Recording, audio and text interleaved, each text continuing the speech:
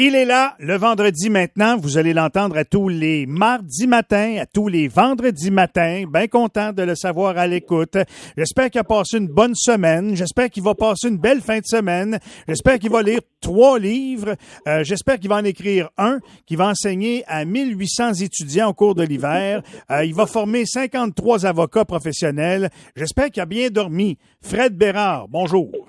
Hey, le reste, j'ai aucune idée, mais pour le bien dormi, la réponse, c'est non. Oh. Vraiment pas. Puis je vais t'expliquer ça à la toute fin avec la citation qui a été choisie de circonstance, je pense. OK, parfait. Sinon, tu nous parles de quoi matin, mon Fred? De quoi d'autre que... Hey, le mug shot international, la plus belle photo théâtrale de l'histoire de la démocratie mondiale. Et t'oublies pas non plus d'aller t'acheter ton T-shirt en ligne, Never Surrender, 34 piastres US. C'est incroyable. Puis attends, à chaque accusation, depuis le début, puis là, ça commence à faire pas mal, là.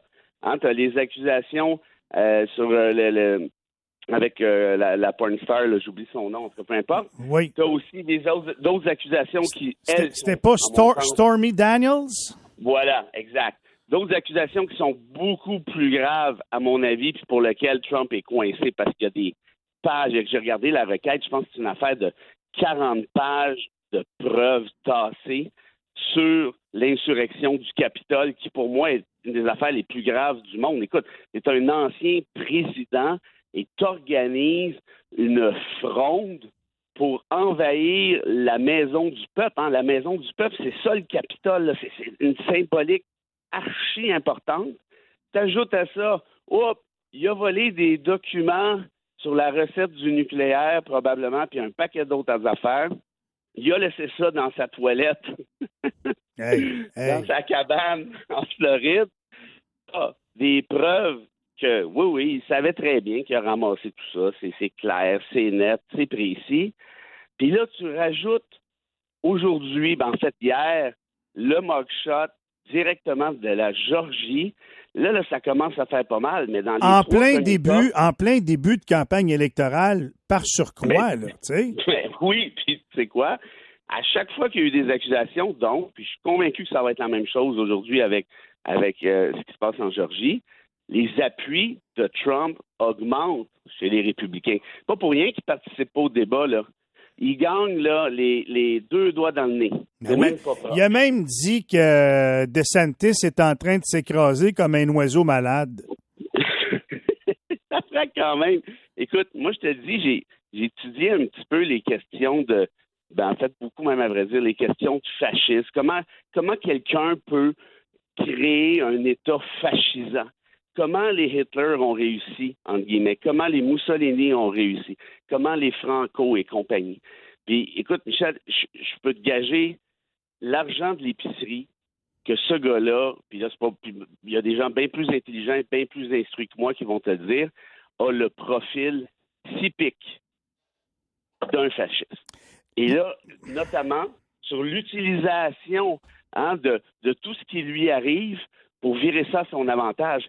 C'est du jamais vu, ça, aux États-Unis. Et pour ceux que ça intéresse, allez lire le petit ouvrage, c'est une affaire de rien, c'est 40 pages, vous trouvez ça en format poche dans une librairie, d'Umberto Eco, qui est un grand écrivain italien, qui avait écrit ceci, « Reconnaître le fascisme ». Il y a 14 stéréotypes du fascisme, 14 archétypes du fascisme. Allez lire ça, là, c'est Trump tout craché. Or, là où ça devient épeurant, c'est que tu dis, attends une minute, là. À chaque accusation, le gars grimpe, en tout cas, du moins chez les républicains. Moi, je me rappelle, puis tu t'en souviens toi aussi, dans les années 90, on avait un Bill Clinton qui s'était fait pogner pour une affaire de pipeau avec une stagiaire, si tu te souviens. Ben oui. Écoute... Ben là, c'était pas une relation complète, hein? C'était... Non, en fait, à vrai dire, c'était pas une relation sexuelle. C'est ça, c'était pas une relation sexuelle, c'est ça. Oui, je suis pas sûr que Larry était d'accord avec la définition, mais ça, c'est une autre histoire. Et évidemment, tu peux dire, OK, ben là, c'est inapproprié, ça se fait pas, blablabla, blablabla. Ça, c'est bien correct, mais toute chose étant égale, On avait essayé aussi de le destituer, Clinton, tu t'en souviens, puis là, c'était la grosse affaire.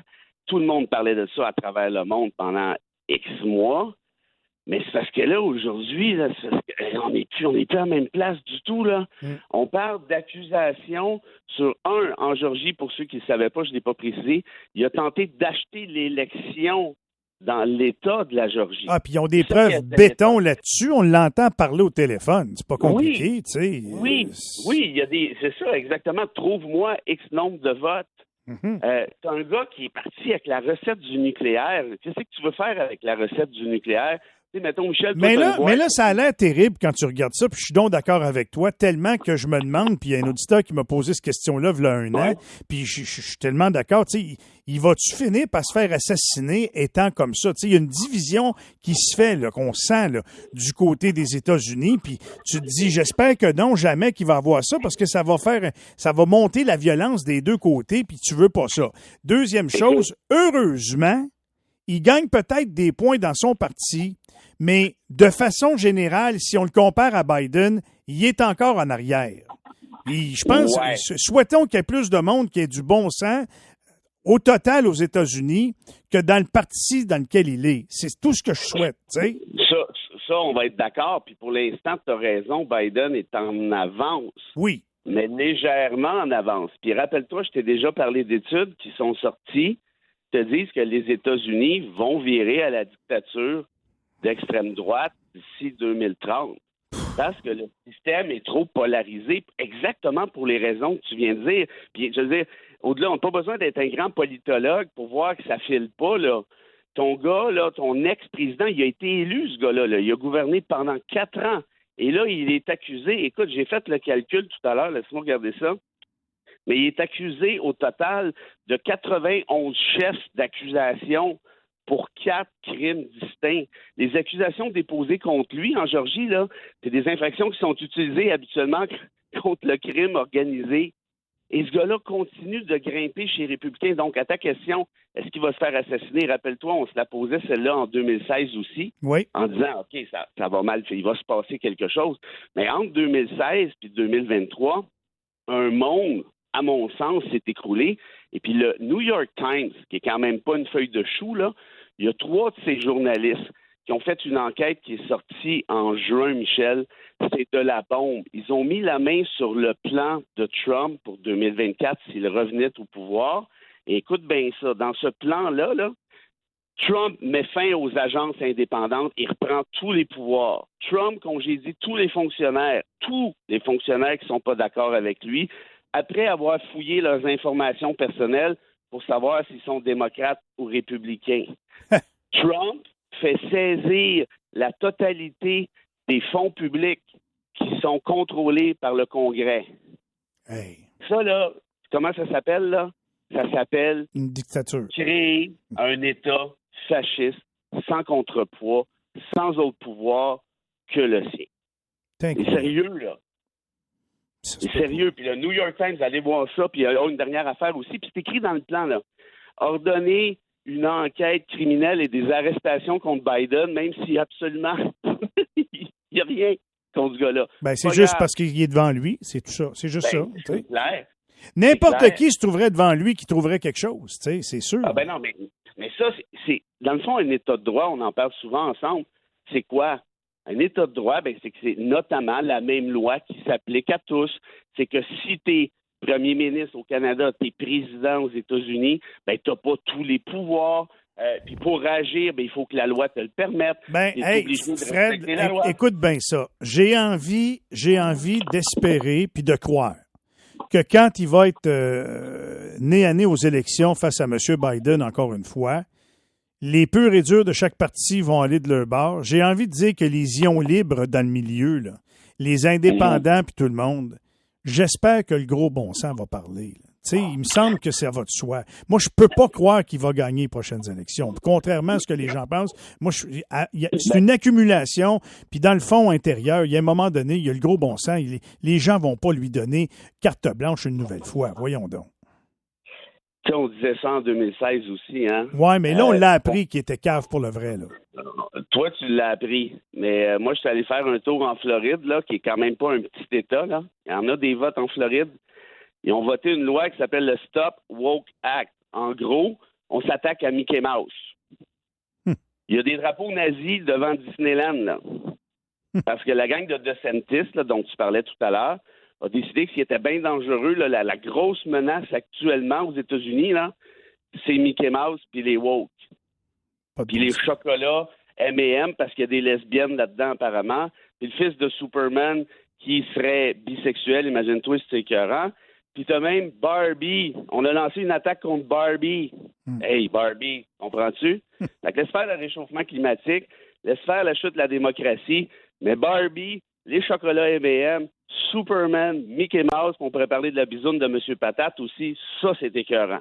Les États-Unis sont en train de dérailler total. Mais une fois qu'on a dit ça, je vais être obligé d'être d'accord avec toi sur deux choses. Un, espérons qu'il reste, mettons, un petit peu de bon sens à même une petite majorité. Tu sais, mettons, ça va tenir. Tu sais, l'écarter de la présidence pour un autre 4 ans, d'après moi, les carottes vont être cuites par après, puis on va s'en libérer. Tu comprends-tu?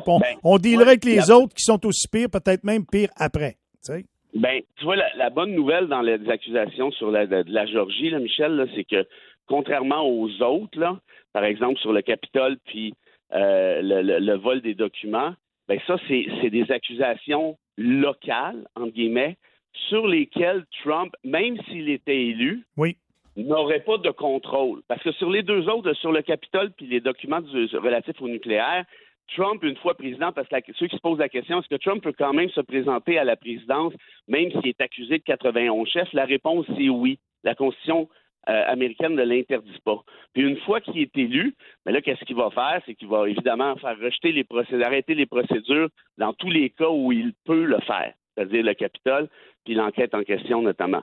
Pour l'enquête sur les documents volés. Mais pour le reste, sur la question de la Géorgie, ça, il ne pourra pas.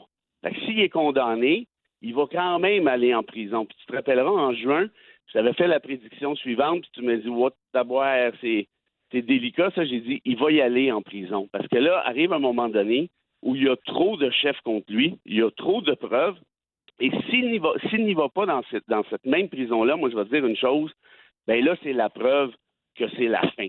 Ouais. Or, accrochons-nous à cet espoir-là, puis là-dessus, je vais te rejoindre. Si l'État de droit fonctionne encore un minimum aux États-Unis, Trump va aller en prison, on va être débarrassé. Restera par contre à savoir quelle est l'espèce de zigoto qui prendra sa place au final. Parce qu'oublie pas qu'un parti qui est le Parti républicain qui est prêt à porter au pouvoir un gars accusé de 91 chefs d'accusation aussi graves que ceux-là, mais ce parti-là, de lendemain, il va pas se retourner là, puis présenter, je sais pas moi, Mère Teresa ou Mary Poppins. On s'entend très bien. Écoute, le temps file. Merci beaucoup de nous décourager ce matin, mon Fred. Ben, je suis mi-figue puis un petit peu raisin. Tu sais, c'est le côté raisin qui me dit ça se peut pas.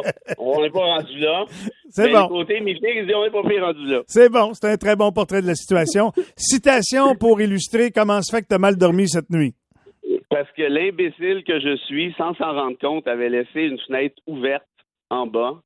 Et j'ai passé la nuit. Et là, je vais te citer tout de suite et tu vas comprendre là où je m'en vais. Le très célèbre Gandhi, que tout le monde connaît, qui avait dit ceci. Si vous avez l'impression d'être trop petit pour changer quelque chose, essayez donc de dormir avec un moustique et vous verrez lequel des deux empêche l'autre de dormir. Et tabarouette! fait que tu t'es fait quoi? Piquer toute la nuit, c'est ça? Piqué toute la nuit, tu dis? J'ai pas dormi.